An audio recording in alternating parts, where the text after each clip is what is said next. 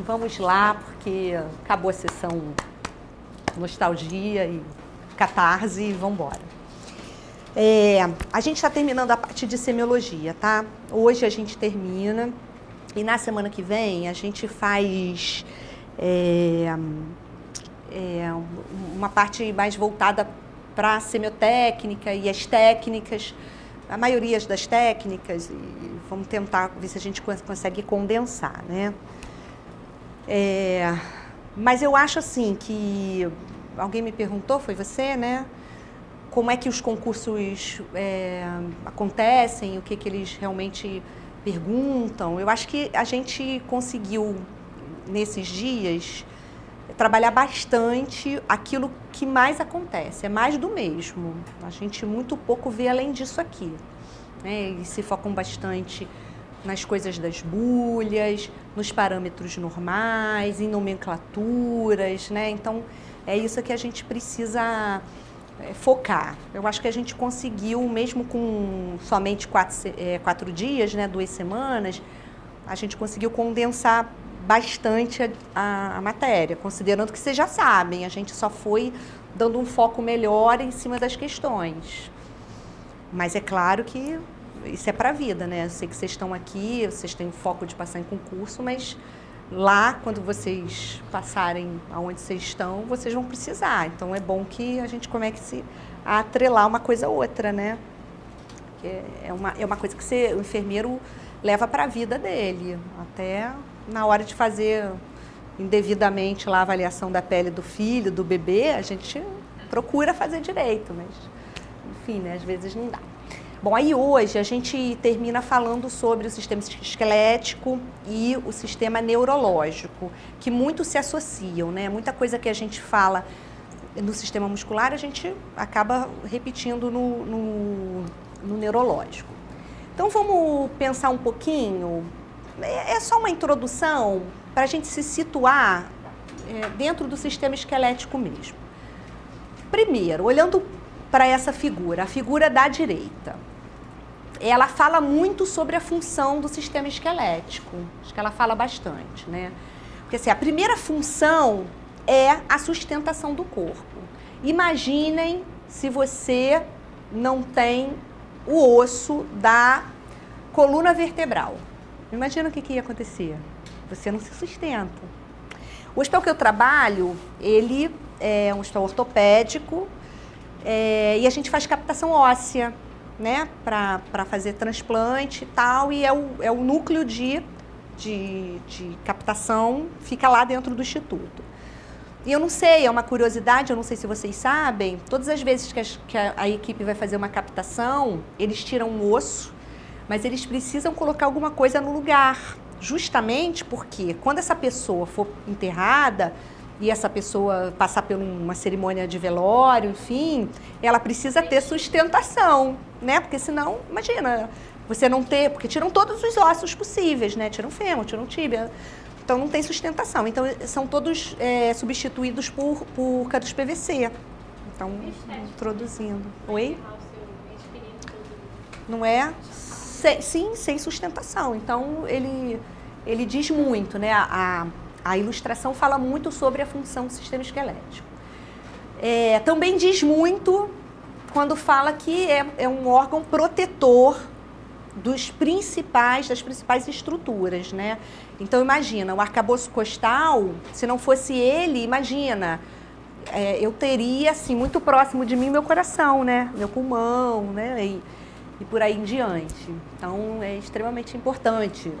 O crânio. Se não fosse a sustentação óssea, eu também teria exposto o meu cérebro. Base mecânica para o movimento, né? Sem a sustentação, sem a rigidez, eu não consigo me movimentar. Armazenamento de sais, como a produção do cálcio, por exemplo, a absorção do cálcio e armazenamento. E a função hematopoética, que é a produção contínua de células sanguíneas, principalmente nos ossos planos e nos ossos longos. Aqui, na ilustração seguinte, a gente vê como é que o sistema locomotor ele vai funcionar em harmonia, né? Então, a responsabilidade pela sustentação é do sistema ósseo, né, é do osso, mas a parte muscular também é importante para organizar essa sustentação, ela auxilia na sustentação. Bom, como é que a gente divide o esqueleto? Primeiro, a gente tem a divisão dele na nomenclatura de esqueleto axial. E o axial é a parte mais central, então ela corresponde ao crânio, ao externo, às costelas, à coluna vertebral, e por isso ela é o tronco, cabeça, pescoço e tronco. Isso aqui a gente entende como esqueleto axial. O que é o esqueleto apendicular? Bom, por eliminação, são os membros superiores e os inferiores. Volto.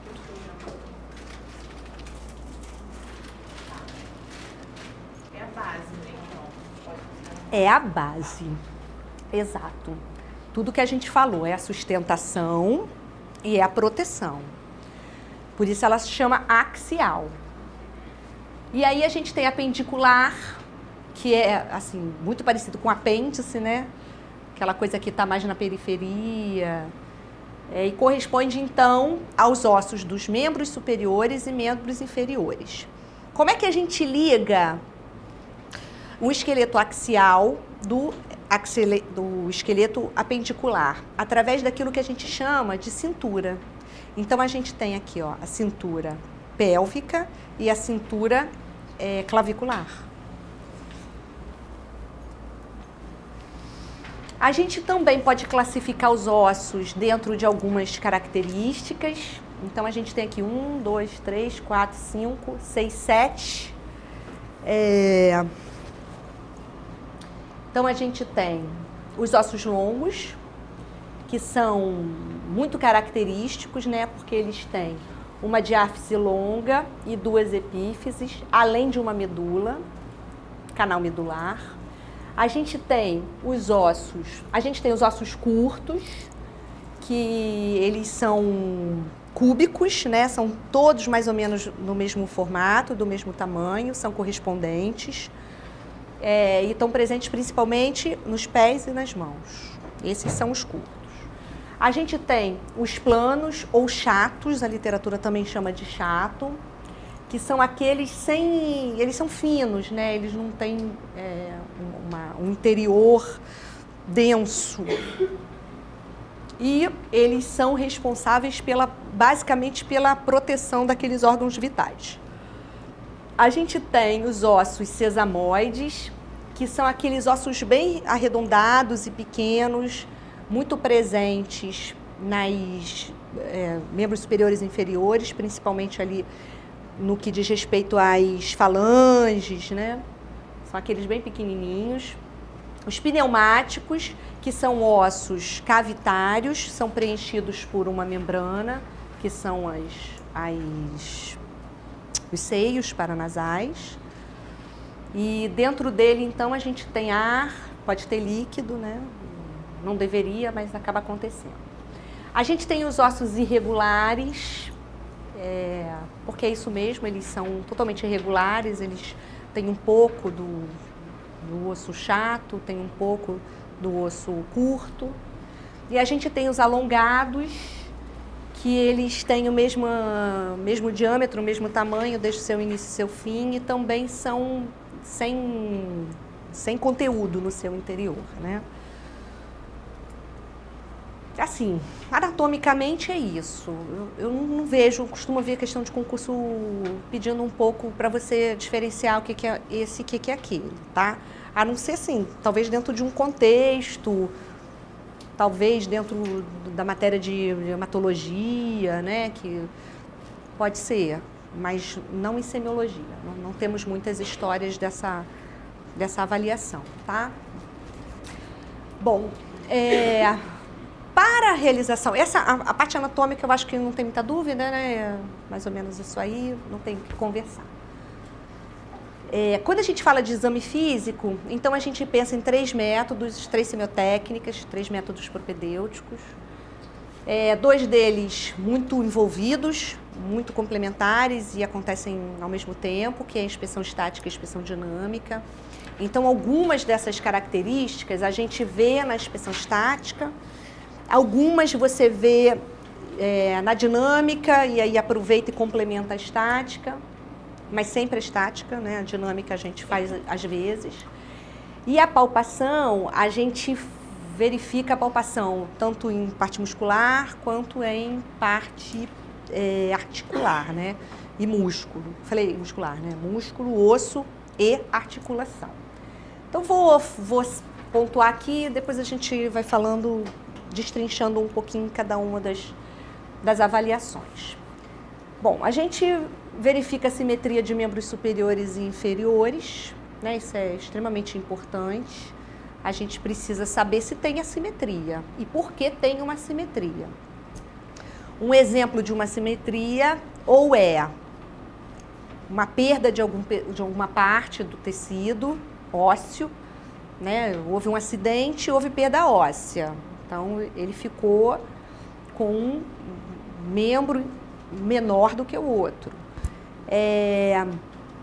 Numa situação de desgaste de cabeça de fêmur, também eu vou ter assimetria. Um vai estar ligeiramente diminuído quando comparado ao outro. E é claro, gente, quando a gente está falando de simetria, a gente não pode desvencilhar jamais a simetria da locomoção e da marcha. Essas três coisas estão muito ligadas. Por isso, inspeção estática e inspeção dinâmica são métodos complementares, né? Então, eu avalio a simetria, mas a simetria ok, ele pode estar deitado, né? Eu avalio. Em alguns momentos, se eu identificar a assimetria, eu vou medir com a fita métrica. Mas aí, assim, de forma complementar, a gente pede para, então, ele se locomover. E aí, qual é a técnica? Eu peço para que ele caminhe distante de mim, o máximo que ele puder, e eu vou avaliar marcha, equilíbrio, ponto de sustentação e simetria. Porque, às vezes, durante a marcha, durante a locomoção, é que eu identifico se ele tem aquela dificuldade ou não. Essa avaliação, ela tanto é distal, quanto ela tanto é dorsal, quanto anterior. Eu olho parte posterior, quando ele vai, e a parte anterior, quando ele retorna. E aí a gente avalia simetria de ombro, simetria de quadril, simetria de joelho e marcha. Presença de movimentos involuntários. A gente falou bastante desses movimentos na primeira aula. Então, coreia, né? Ataxia, tremores, tiques, né? Acho que depois vocês podem retornar e verificar. A gente avalia a postura, aí atenção para aquelas posturas relacionadas a angulações, né? Toda vez que a gente pensa em postura, é a angulação daquela curvatura corporal. Nós já temos as curvaturas secundárias, as primárias aconteceram intrauterina e depois se desenvolveram para curvaturas secundárias. Então, existe um nível de cifose, existe um nível de lordose, que a gente chama de curvatura secundária. O que não pode acontecer é a gente encontrar a hiperlordose e a hipercifose, que aí é uma angulação muito além daquela que eu já tenho anatomicamente, certo? E aí a gente avalia também a escoliose. A escoliose, a gente avalia tanto a simetria quanto a deformidade de coluna vertebral. Amplitude de movimento, acho que a gente pode falar um pouquinho depois. As marchas, a gente também já falou nos tipos de marchas algumas aulas atrás. Alinhamento e deformidade óssea. Os ossos, normalmente, eles devem ser alinhados, né? Então, se não estão alinhados, a gente identifica muito precocemente, não precisa ficar investigando muito. A gente avalia força muscular e coluna vertebral. Na palpação, a gente vai ver aumento do volume articular. E aí, na palpação, sempre vem a inspeção. Não tem como eu palpar e não ver que tem edema. Pesquisa dolorosa, eu só consigo fazer pesquisa dolorosa se houver movimento. Então, a gente pode inserir a inspeção dinâmica, a palpação. Presença de nódulos, presença de crepitações, que são aqueles creques, assim, né? As pessoas falam, nossa, eu tô muito crocante, né? Tem isso, tipo, eu levanto o meu braço, o meu ombro faz creque, né? E essa é a crepitação. Significa que existe um atrito maior do que deveria ter, né? Deve ser pesquisado alguma intercorrência ali naquela cápsula articular. Pode ser problema no líquido sinovial, pode ser algum problema estrutural, né? A verdade é que a gente não pode crepitar tanto assim. E o tônus muscular, que diz respeito a tamanho, né, do músculo. Falamos de amplitude de movimentos. A avaliação, ela pode ser feita em qualquer área, qualquer topografia que faça movimento, né?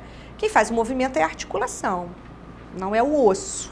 Então, quando a gente fala em verificar a amplitude de movimento, a gente já está vendo aquilo que se propõe à avaliação articular, que a gente vê a angulação. Então, amplitude é isso, o quanto eu consigo angular aquela articulação e desenvolver aquele movimento proposto para aquela área topográfica. Tá tudo bem? Todo mundo tá vindo, né? Então, vamos lá. Flexão, né? A flexão é quando a gente aproxima uma angulação.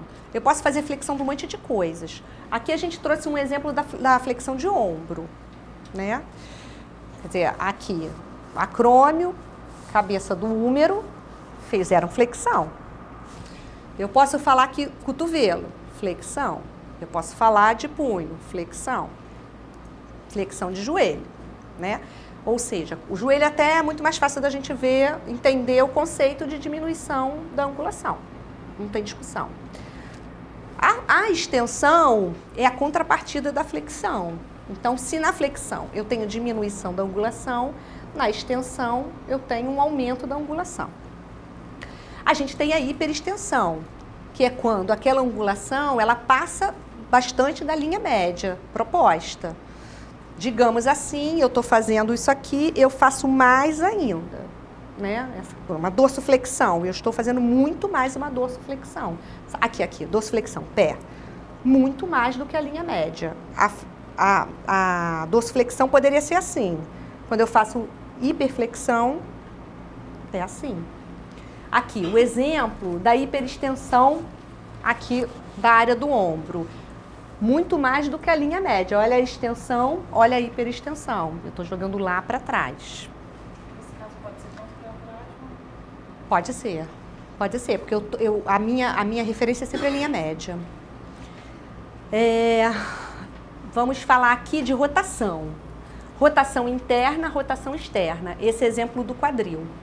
Não consigo fazer rotação de joelho, né, gente? Assim, não consigo, mas faço rotação de ombro. Essas duas articulações, que são das cinturas, eu faço tranquilamente. Tá? Então, ó, rotação interna, rotação externa. Quadril, rotação interna, rotação externa. Importante. O ideal é que a gente tenha a mão sobre a área articular que a gente está vendo a amplitude, porque a gente não está vendo só a amplitude. Quando a gente fala de articulação, a gente também está avaliando todas aquelas outras coisas. Crepitação, presença de dor, presença de edema, né? Então, a gente acaba apoiando a mão sobre a área que a gente está examinando. Lembrando que é sempre distal proximal. Aqui, adução e abdução, essas duas palavras, elas às vezes se confundem, né? Mas aí a gente tem a dica que abdução tem o B, então é de abrir. E a adução não tem o D, fechar. Mesma coisa aqui. Adução, abdução, tá? Então tem o B, eu abro. Tem o D, fecho. Eversão e inversão, também a mesma coisa. Na inversão, olha, A angulação é interna, eu também diminuo a angulação, então inversão de interna e eversão de externa. É uma forma de rotação também da articulação. Pronação e supinação, quem malha sabe, quando a mão está pronada é assim, quando eu estou em supinação é assim, e aí o supino você faz assim, quem vai à academia sabe, né? Eu vou fazer o exercício de supinação. Então é quando a parte ventral está para cima e pronação é quando a parte ventral está para baixo. Dorsiflexão e flexão plantar. A flexão plantar muito poderia ser chamada de extensão, né? Muito poderia. Mas a literatura considera que é essa musculatura aqui, ó, que está fazendo flexão, né? Você está avaliando dois grupos musculares diferentes. Então, aqui na dorsiflexão, você pede para que ele eleve o pé para cima e na flexão plantar, você pede para que ele estenda, né? Ela afaste bastante. Eu ia falar uma coisa.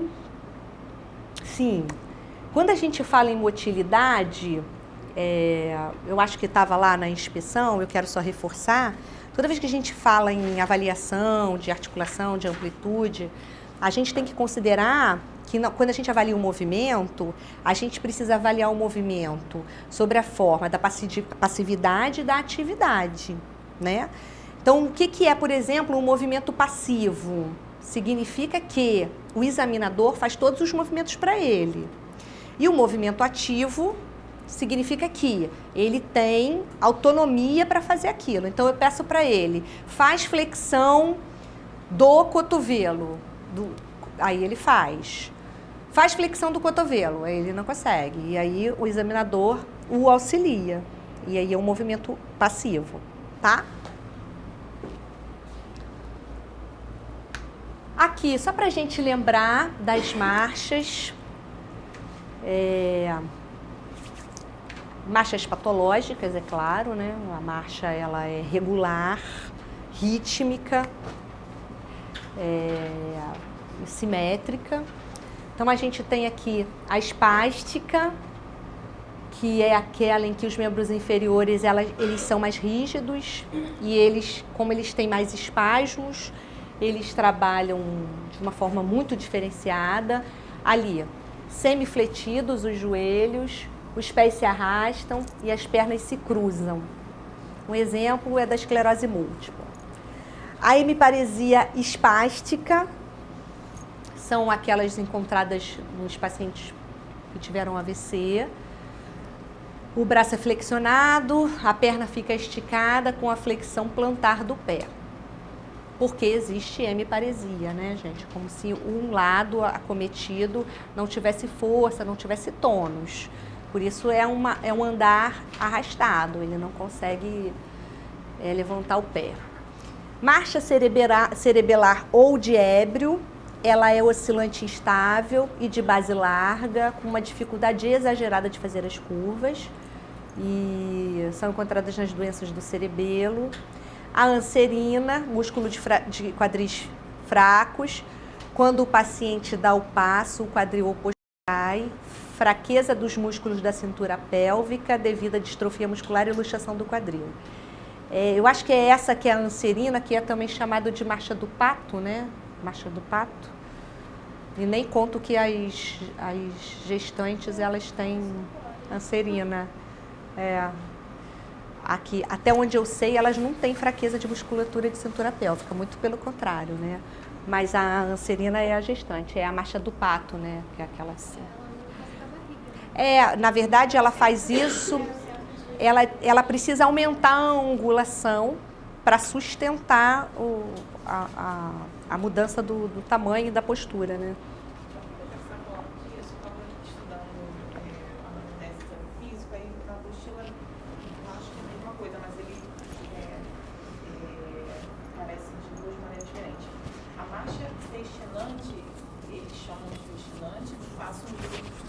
Isso. Mas é equivalente? Sim, porque é a parkinsoniana, né? Isso. Como ela descreve de maneira diferente, eu imaginei que fosse... Eu vou te falar, Eu de verdade acho que elas devem ter muita diferença entre uma e outra. Porque, assim, a descrição é a mesma, mas o resultado final, a descrição é ligeiramente diferente, mas o resultado final é a mesma. Então, posso considerar como se fosse... Eu consideraria. Eu acho que não há diferença, tá? Deve ser uma diferença muito tênue. Porque o resultado final, no final, é sempre aquela em que você joga o centro de gravidade para frente, né? Porque quando você pesquisa, foi até... Você acha sempre a mesma coisa. Visivelmente, você não consegue ver Exatamente. É sempre a mesma marcha. Porque essa é a postura de jogar para frente, procurando um centro de gravidade. Então, de verdade, eu não sei. Porque sabe o que acontece também? As coisas vão evoluindo e os conceitos ficam um pouco... eu acho que a gente já tem uma evolução um pouco maior nisso. Vamos esquecer um pouquinho isso aqui, mas ele ainda está descrito, né? Então, vamos lá. O que pode acontecer também é estar relacionado a alguma fase específica do doente portador de Parkinson. Entende? Tipo assim, na fase mais inicial ou na fase mais avançada, antes até dele chegar naquela fase mais desorganizada, né? Então pode acontecer. Mas eu também não consigo ver nenhuma diferença, tá? Bom, avaliação da força, também a gente avalia através da sensibilidade. E aí é simples, a gente deve sempre pedir para que ele aperte nossa mão, e aí com isso eu consigo identificar se ele tem força, né? Força de apreensão da minha mão. Então, até às vezes é engraçado, porque quando você quer avaliar isso, é só você iniciar o teu atendimento, dando a mão para ele, né? Boa noite. E aí você às vezes já tem ali uma dificuldade para avaliação. É claro que isso é assistemático, né? Mas acontece. E essa aqui também é uma outra forma de fazer a avaliação da força. Você vai pedir para que ele eleve o bíceps e vai pedir para ele fletir o braço, o antebraço. Só que se você segura, faz força, e aí é força oposta, né? A gente faz uma contra-força para que ele responda, né? E ele precisa responder para a gente chegar a um nível de avaliação daquela força muscular. Essa escala aqui é uma escala bastante utilizada. Você pode usar ela em graus ou em porcentagens, em que a gente tem um grau 0, em que você não tem contração nenhuma muscular, ou seja, é atonia, né? Não tem força alguma. E força vem junto com tônus, né? Ou então aqui, que é a normalidade. O grau 5, o movimento articular é completo, mesmo eu fazendo aquela força, eu consigo que ele responda eficientemente e vence a contraforça que eu estou fazendo. E aí a gente vai avançando, né? Essas são as duas formas de a gente avaliar a força muscular. O tônus é assim... Eu costumo falar com os meus alunos o seguinte: toda vez que você tentar entender o que é força e o que é tônus, é você sempre lembrar daquele cara de halterofilismo, certo? Porque tônus é aquilo ali, é a quantidade, é o tamanho da musculatura que você está vendo, né? E aí, assim, se ele tem uma musculatura com um tamanho aumentado, você espera ter uma força aumentada também, e aí vice-versa. Se eu não tenho nenhum tônus, ou seja, aquele cara emagrecido, até muito pelo contrário, tem atonia, a força vai estar muito diminuída. Eu tive uma pessoa próxima da minha família que teve esclerose lateral amiotrófica, não sei se vocês já ouviram falar, que é ela, né? E assim, eu pude avaliar, assim, muito de perto, como é que se comporta a resposta muscular à doença do segundo nervo, né?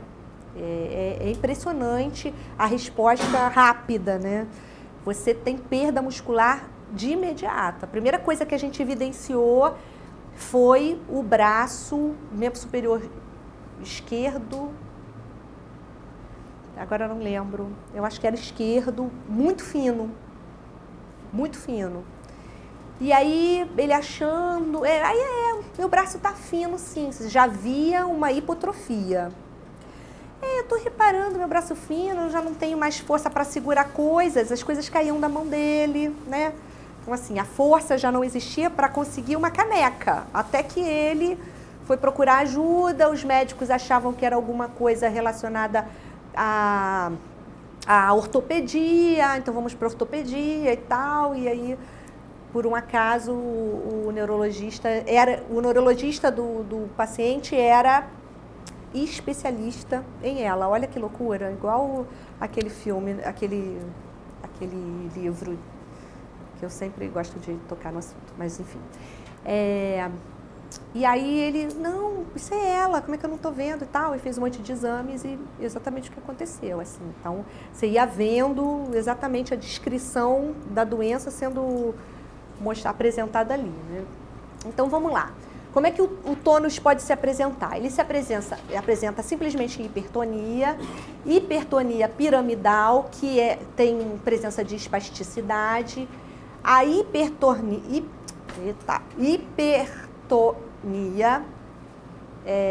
ou rigidez e a hipotonia. Então, assim, hiper e hipo, blá, blá, blá, blá, são prefixos que dizem respeito a maior e menor. Então, toda vez que a gente tem uma hipertonia, significa que eu tenho um aumento do tônus. E a hipotonia está ligada à diminuição do tônus. Então, quando a gente tem hipertonia, eu tenho um aumento do tônus muscular, que pode estar relacionado a lesões piramidais e extrapiramidais. Não sei, podem ser reflexos de uma condição neurológica. A hipertonia piramidal é observada em hemiplegias consequentes a AVC e compressões medulares. Não sei se vocês já puderam evidenciar o paciente com uma lesão raquimedular, lesão mesmo, de trauma, ou o paciente com uma lesão de coluna vertebral, digamos uma lesão alta, tipo C5, C6. O que acontece? Com a compressão da inervação, o que o paciente refere para você, e às vezes é num estágio tão grande que você vê a espasticidade da musculatura. Então, assim, é isso aqui que a gente vê. É como se ele relata assim, eu estou tendo uma cãibra, porque a musculatura se contrai, faz uma hipertonia, e aí você vê o espasmo dela. Isso é muito visível, tá? Ele relata e você vê. A hipertonia com rigidez extrapiramidal é observada nas afecções que acometem o conjunto nigro-palidal, que são as síndromes parkinsonianas, e caracteriza-se por ser global e aplástica, ou seja, você tem uma hipertonia geral de uma musculatura geral, seja ela peitoral, superior, inferior. E a hipotonia, que é a abolição ou diminuição do tônus, podendo ser causada por neuropatias e polirradiculoneurite. Esses aqui são sinais muito presentes na minha prática de trabalho, gente, porque parece que o mundo é acometido por síndrome do túnel do carpo, né, gente? Olha, é uma loucura. Então, isso são testes que você faz no teu dia a dia, porque você sabe que nós da enfermagem também temos muitos problemas com relação a isso. Então, são 2 testes muito simples. Esse aqui é o sinal de Tinel e esse aqui é o de Fallen, em que os 2 você vai ter durante o teste o relato do paciente quanto ao aumento da sensibilidade e da parestesia, né? Então, digamos, esse aqui, olha, você vai pedir para que ele fique com a mão em supina, você vai colocar o seu dedo indicador e vai fazer uma ligeira pressão ou, tá vendo? Olha, ele está fazendo uma percussão, tá vendo o movimento do dedo? Ó? Ele vai fazer uma percussão sobre a área que é tida como do túnel do carpo, né? Da inervação. Essa aqui é a inervação radial. E aí, quando você faz isso aqui, ele relata um aumento de sensibilidade na mão. Você não deve estar sentindo, porque graças a Deus você não tem. Agradece bastante que seja jovem. Você sabe que síndrome do túnel do carpo, ele está relacionado com uma diminuição do hormônio feminino. Tanto é que você quase não vê homem com síndrome do túnel do carpo, né? Então, assim, as mulheres, quando começam a entrar na menopausa, que começa a ter diminuição do nível hormonal, começam a aparecer com síndrome do túnel de carpo. As pessoas falam assim, eu tenho uma tendinite horrível. Aí quando você vai ver a história e tal, não é tendinite, é túnel do carpo, né? Que é como se você tivesse uma calcificação daquela inervação. Então é essa aqui é uma percussão sobre o tendão, e aí ele vai relatar um aumento da sensibilidade, dor e às vezes parestesia, tá? Que é aquela dormência. Sinal de Fallen, simples também, você vai pedir para que ele faça esse sinal, ou seja, flexão do punho, aproximando as duas partes dorsais da mão, e ele vai ficar assim por cerca de 5 minutos. Bastante tempo. E aí também a sensibilidade aumenta, né? Você imagina ele ficar assim. Se bem que assim, a literatura diz 5, mas eu não vejo eles fazendo em 5, não. Talvez porque... Aqui tá 30 segundos. Né? Talvez... Porque é o que eu estou dizendo, assim, talvez porque lá a gente já recebe o paciente mal, né? Então não dá tempo, 30 segundos. Mas algumas literaturas é bastante tempo, né? Em 30 segundos você consegue ter uma informação importante. E aí você tem também aumento da dor e queimação. É isso aí. E está relacionado com o quê? Pesquisa de túnel do carpo também. As duas coisas. Os dois testes. Você faz os dois testes, os dois estão relacionados. Por quê? Porque você tem a rigidez, a calcificação do mesmo nervo, né? Então você... Vamos fazer uma questão falando sobre articulação, tá bem? Alterações na estrutura das articulações relacionadas ao envelhecimento levam à perda progressiva da mobilidade. Isso é fato, né? Fala em envelhecimento. Quem é que falou que gosta de idoso? Você, né? Pois é. Falou envelhecimento, a gente fala verdadeiramente, diretamente em perda progressiva da mobilidade. Basta saber que antigamente você via as pessoas sentando e levantando com facilidade, e conforme a idade vai acontecendo, isso já não acontece mais, né? Ele quer que você pense nos fatores determinantes da flexibilidade. Então, a gente vai marcar aqui a forma incorreta, tá? Bom, o que é fator determinante de flexibilidade? Maior vascularização e lubrificação das cápsulas articulares. São fatores determinantes, né? Espessamento das membranas sinoviais. Diminuição da amplitude articular. Fragilidade ligamentar e dos tendões. Fatores determinantes de flexibilidade relacionados com a idade. Eu acho fragilidade ligamentar, diminuição de amplitude articular. Vamos ver. Incorreta. Fatores determinantes da flexibilidade relacionados à idade. Quanto mais velho você fica, acho que menos risco local você tem, até por conta da musculação na articulação, vai diminuindo, da vascularização também. Se não tivesse idade, né? Maior vascularização e lubrificação. Porque para mim, assim, maior vascularização e lubrificação das cápsulas são fator determinante para a flexibilidade. Mas conforme você vai ficando mais velho, Entendi. vai perdendo isso. Assim, porque todas as outras não podem ser. Entendeu? Entendi. Vai perdendo isso. Entendi. Vai perdendo isso. Assim, porque todas as outras não podem ser. Isso é bem verdade. Assim, a gente não consegue ter espessamento das membranas como fator determinado de flexibilidade, determinante de flexibilidade.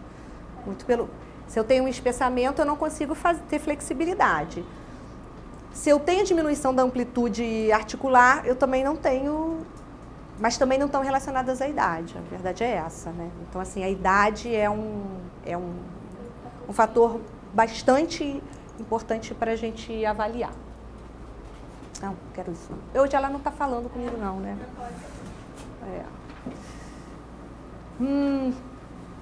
Essas coisas são super chatas, assim, vou bem ser muito sincera, porque só serve para concurso mesmo, tá? A anatomia humana só serve para concurso, porque no dia a dia você...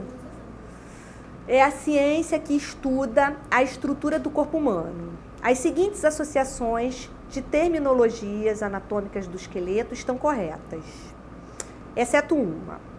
Então, a gente tem o forame, que é a abertura óssea arredondada. A gente tem um processo, que é uma projeção óssea. A gente tem um trocânter, que é uma grande saliência arredondada. E a gente tem um tubérculo, que é uma pequena cavidade arredondada. Assim, sem olhar o resto, vocês têm condições de responder? Chutar? Vamos ver? Peraí. Aqui. Isso se chama acidente ósseo. Todas essas estruturas relacionadas à anatomia são conhecidas como acidentes ósseos. Aqui tem algumas, eu não vou ler, porque isso aí não adianta, vocês têm que decorar.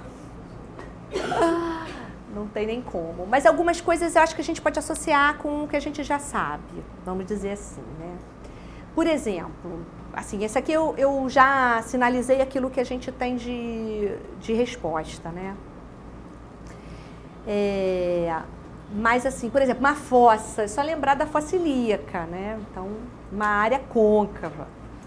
Uma linha é uma elevação linear. Um meato é uma estrutura tubular. Uma léula é um processo arredondado. Uma cisura é uma indentação ou uma reentrância. Então, são coisas que a gente vai associando. Vamos lá. Primeira questão diz respeito a forame. O que é um forame? É a passagem através de um osso. Tem uma abertura arredondada. Agora eu não me lembro bem o que era... Qual era a questão? Sim, mas assim, lá forame, ele dizia isso mesmo, né? Que era uma abertura, O processo é uma porção saliente de um osso e de processo chifoide. Por isso é que eu disse para vocês que na literatura a gente ainda encontra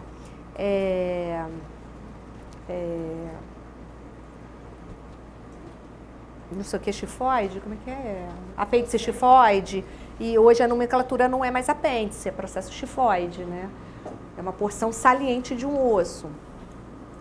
O processo espinhoso é uma parte saliente do osso, semelhante a uma espinha. Trocânter é um processo grande, é uma grande elevação obtusa. Aí eu lembro do trocânter do fêmur, né? Que acho que isso aí anatomicamente a gente fica muito claro. E o tubérculo, que é uma pequena eminência, nódulo ou pequeno processo. Na verdade, ele lá dizia que era alguma coisa arredondada, uma cavidade, né? Isso. Então aqui, ó, processo espinhoso, lá em cima. Aqui um forame. Então esse osso aqui já te dá a pequena lembrança das duas coisas. O processo espinhoso é um forame. Aqui eu tenho o trocânter maior. E aqui eu tenho o tubérculo. Na verdade, não tem nada de cavidade, muito pelo contrário, né? Ele é uma protuberância.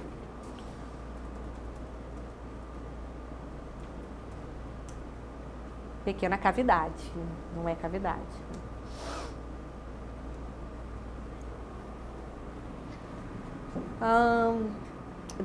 Define-se hipocinésia como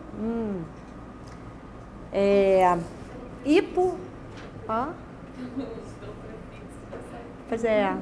Algumas coisas são muito fáceis pela própria semântica, né? A gente sabe que cinesia e tal tá ligada a movimento. E aí o hipo, o hiper são prefixos que estão relacionados. Então são coisas que a gente vai muito pela intuição e formando as palavras. E aí, se é hipo, é diminuição, a gente... a cinesia é ausência, então eu eliminaria A, eliminaria B, eliminaria D pelo prefixo, né? E aí a gente tem diminuição da força.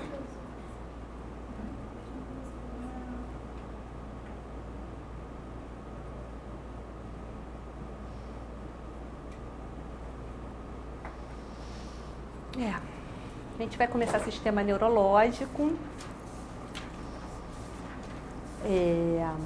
Falar também...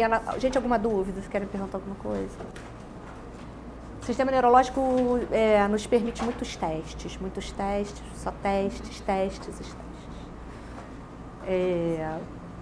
Sistema nervoso central, cérebro, medula. Né? Essa é... Deixa eu só ver uma coisa aqui, peraí.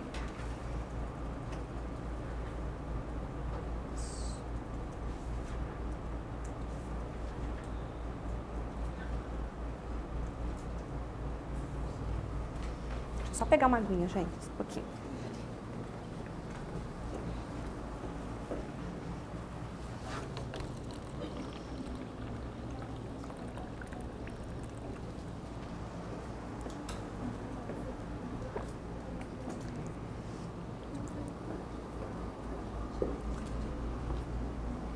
Muito bem. Vamos olhar aqui, visão lateral, perfil de um cérebro. A gente tem a camada mais externa, que é o cérebro, com os seus lobos específicos, né? Frontal, parietal. A gente tem o hipotálamo, a gente tem os ventrículos, mesencéfalo. Mesencéfalo é o início do tronco cerebral e, por isso, o início da nossa medula. O cerebelo e as glândulas e tal. A gente tem aqui a descrição da coluna vertebral. Ela inicia, na verdade, lá no tronco cerebral, que começa aqui, como eu disse, no mesencéfalo. E aí ela fica exteriorizada, entretanto protegida pela coluna vertebral, desde o seu início lá na medula cervical, na coluna cervical, até a coluna sacra. Então a gente tem 8 partes divididas na cervical, 12 na torácica, 5 na lombar e 4 de cóccix. Né? E aí todas elas, anatomicamente, elas são parecidas, né? Ela tem o mesmo conteúdo, elas consistem de uma raiz sensorial e de uma raiz motora. Você pode ver aqui, ó, que essa parte aqui é distal. Então a raiz motora, ela está localizada na sua parte anterior e a raiz sensorial na parte posterior. O nervo espinhal, que é aquele que normalmente é acometido durante as patologias de coluna vertebral, né? Então são eles que são os mais afetados, né? São mais destruídos.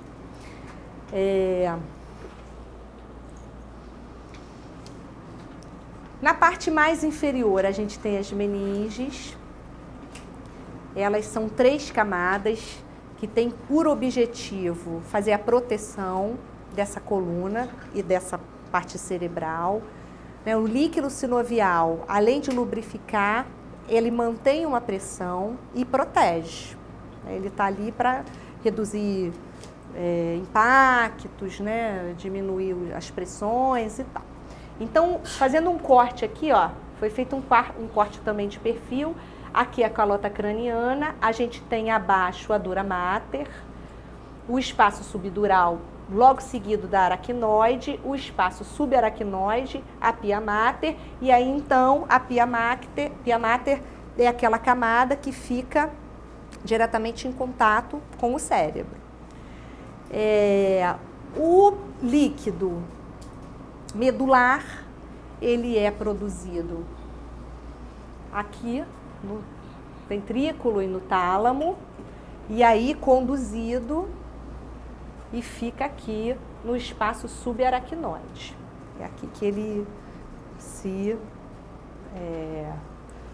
localiza, né? Bom, parte mais importante, talvez, que fale por si, diz respeito aos nervos cranianos. Também são super decorativos, porque, a não ser aqueles que você testa bastante, os outros não tem jeito, a gente acaba tendo que arrumar uma forma de colocar dentro da gente, porque não tem jeito. Então, a gente tem o craniano 1, que é responsável pelo olfato, o crânio 2, que é responsável pela visão, nervo óptico, nervo 3, óculo-motor, responsável pelo movimento do globo ocular, movimento ciliar, extrínseco do olho, seto reto lateral, oblíquo superior e esfíncter da pupila. Então, por exemplo, quando você pede para fazer aqueles 6 testes, é esse nervo que você está testando, é o terceiro par craniano. O 4, vocês querem mexer no ar, gente? Tá. Vai estar 19 também. Né?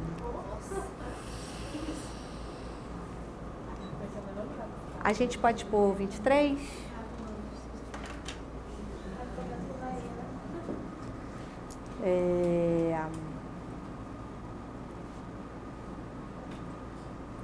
Onde eu estava? Troclear. Também movimento de globo ocular, entretanto, naqueles que a gente não vê no terceiro. Então, algum problema no músculo oblíquo superior não é o óculo motor, não é o terceiro, é o quarto. 5, trigêmeo, inervação de arcada dentária. Lembra daquelas paralisias? Assim, isso é super comum, senso comum mesmo, é o trigêmeo que é afetado. Normalmente a paralisia facial está relacionada a esse par craniano. Abducente, responsável pelo movimento do globo ocular, mas sim o músculo reto. Você vê que assim, eles estão todos localizados no olho, né? Vai tudo para o olho. Talvez assim, seja uma forma da gente lembrar que 2, 3, 4 e 6 são relacionados com o olho. 1, olfato, tem mais um de olfato. Audição, 8. Assim, é uma forma da a gente conseguir fazer alguma aderência da teoria com a prática. Trigêmeo, abducente, facial é o 7, inervação da face geral. Vestíbulo coclear, que é o 8, pela audição. 9, glossofaríngeo, inervação da língua e parte inicial da faringe. Vago, inervação das vísceras. Acessório, movimentação do pescoço. E hipoglosso, responsável pela inervação da língua. São os 12 pares de nervos cranianos. Aqueles que ficam localizados na parte anterior. Na parte posterior, a gente tem os nervos espinhais. 33, se eu não me engano. 31 ou 33? 31. A gente tem aqui os cervicais, torácicos, espinhais, lombares, sacrais, o ciático e os periféricos. Também são todos testados, né? A gente acaba tendo formas de testar para ver se eles estão funcionando de forma simétrica e tal, né? Assim, para o nervo ciático, vocês lembram que a gente já fez um teste, lembra?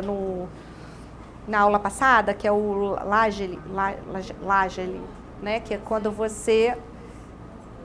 Lasege, Lásege, porque tem um acento. Acho que é Lásege. L-A-S-E-G-E. Até aqui na página do chocolate. Ah, sim, acho que é Lásege. Em que você eleva o membro inferior, os dois membros inferiores, primeiro o não acometido e depois o acometido, e a partir de 30 graus, se ele começar a relatar queixa, né, você tem um comprometimento. Ao contrário. Então eu imagino como deva falar, né? Deus me livre.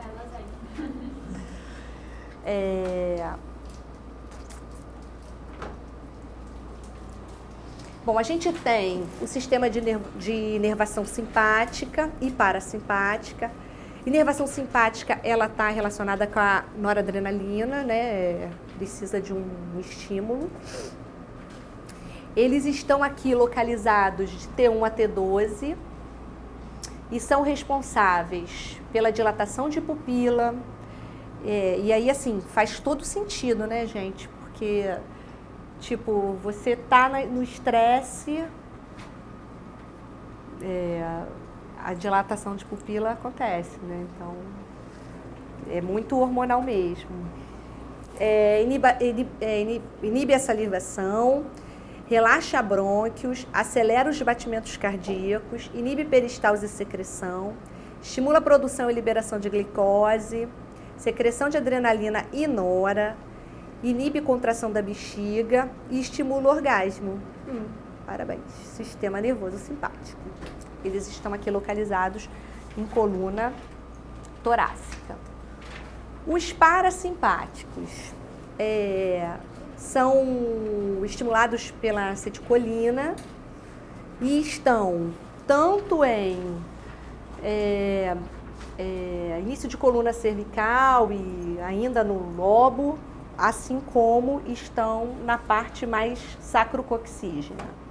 Contrai pupila, olha, simpático e parasimpático, enquanto um dilata, o outro contrai, então são antagônicos, né? Eles funcionam em antagonismo. Contrai pupila, estimula a salivação, contrai os brônquios, diminui os batimentos cardíacos, estimula o peristaltismo, estimula a liberação de bile, contrai bexiga. Enfim, só por curiosidade, a gente saber o que está por trás daquilo que a gente avalia quando faz a avaliação neurológica. Bom, a avaliação neurológica, ela é ampla, né? A gente já até falou um pouco na primeira aula, e a gente precisa considerar algumas avaliações mais profundas, né? Quando a gente fala de parte neurológica, a gente está vendo o indivíduo de forma muito global, né? Quando a gente fala em comportamento dele, humor, forma como se comporta, isso tudo é uma avaliação da parte neurológica também, né? É como se fosse uma neuropsíquica, né? Então, quando a gente começa a fazer uma avaliação neurológica, a primeira coisa que a gente vê é estado mental. Assim como quando a gente faz a avaliação global, a primeira coisa que a gente faz é ver estado geral, né? Então, estado geral e estado mental são duas coisas que caminham muito juntas. No estado mental, a gente faz avaliação de características gerais, como cuidado pessoal. Isso é extremamente importante, porque a forma como ele lida com o mundo, né, o cuidado pessoal, está relacionado diretamente com a forma como ele se relaciona com o meio. O cara anda todo sujo, desalinhado, desarrumado, né? Aquele cara que, né, juntando todos os sinais e sintomas, isso é uma informação que tem bastante importância. O afeto, né? Você vê esses pacientes todos com essas doenças psiquiátricas, tipo os psicopatas, né? Eles têm esse centro essa característica do afeto muito determinante, né? Não se relacionam bem, são pessoas que têm essa parte do comportamento muito alterada, né? Agem com frieza, às vezes com muita neutralidade, podem ser avaliados assim de uma forma geral. A gente avalia a idade. Por que a idade? Porque a idade, ela define características, né? Digamos, uma criança, eu estou avaliando uma criança, e essa criança, ela do nada fala sozinha, né? Ela responde de forma incoerente. Sim, eu entendo, né? Eu compreendo que faz parte da faixa etária. O que não pode acontecer é eu avaliar esse tipo de comportamento num adulto. 40 anos, adulto jovem, né? Que do nada está falando comigo e gargalha, e não fala, não responde com coerência, com clareza. Então, é extremamente importante a gente fazer a associação. A gente avalia a lateralidade, justamente porque quando a gente fala de par de nervo craniano, e enfim, todas as inervações periféricas, elas estão divididas em lateralidades. Então, o que afeta o meu lado direito, talvez não afete o meu lado esquerdo. Então, essas avaliações elas têm que ser feitas sempre por lateralidade. Nível de escolaridade e ocupação, nível de escolaridade até para a gente avaliar cognição. Existem estudos que revelam que a gente avalia muito mais a parte intelectual de um indivíduo quando ele diz para a gente que ele repetiu várias vezes, quando ele repetiu algumas vezes a mesma série, e não várias vezes a mesma série, entende? Tipo, ele ficou parado na segunda série. Né? Eu repeti 5 vezes a segunda série, mas depois eu fui bem. O que me importa é avaliar se ele repetiu 2 vezes a primeira, 2 vezes a segunda, 2 vezes a terceira. Assim, a prática da repetição